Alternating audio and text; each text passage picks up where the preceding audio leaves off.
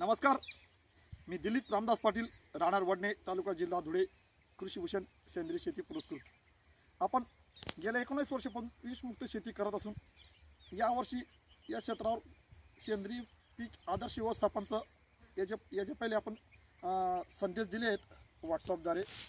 आता महत्त्वाचा वर्तमान संदेश आहे की मोहरी गव्हामधलं सापळा पीक आहे.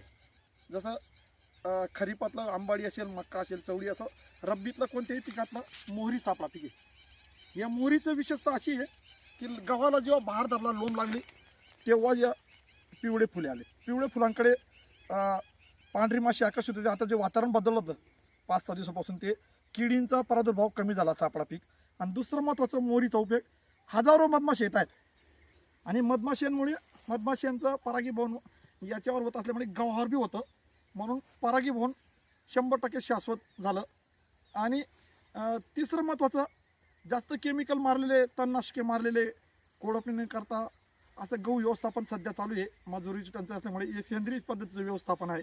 इथं निंदणी केली, अंतर्मशागत कोळपणी केली आणि सापळा पिकांचं आणि जीवामृत सेंद्रिय निविष्ठांचा वापर झाला. तर आता तुलनात्मक अभ्यास करायला गेला, आता वर्तमानमध्ये फेब्रुवारीच्या सुरुवातीला वारा आला, ढगाळ वातावरण होतं, काही ठिकाणी पाऊस पडला, तर गहू आडवे पडतायत,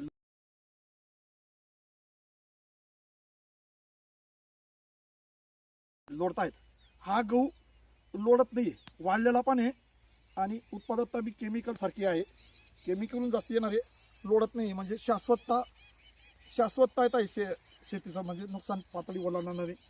आणि तिसरा अतिशय महत्त्वाचा संदेश देतो आहे सर्वांना की सर्व भारतभर रब्बी गव्हाला तणनाशकांचा भडीमार आहे, खतांचा भडीमार आहे. बीटी कॉटनवर म्हणजे रासायनिक शेतीत लागवड आहे.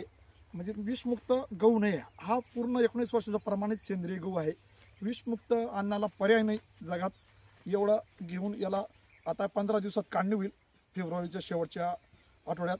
तर सर्व ग्राहकांना, जे जाणकार ग्राहक आहेत, डॉक्टर, इंजिनियर, सर्व यांनी आतापर्यंत चव घेतली, नैसर्गिक चव राहील.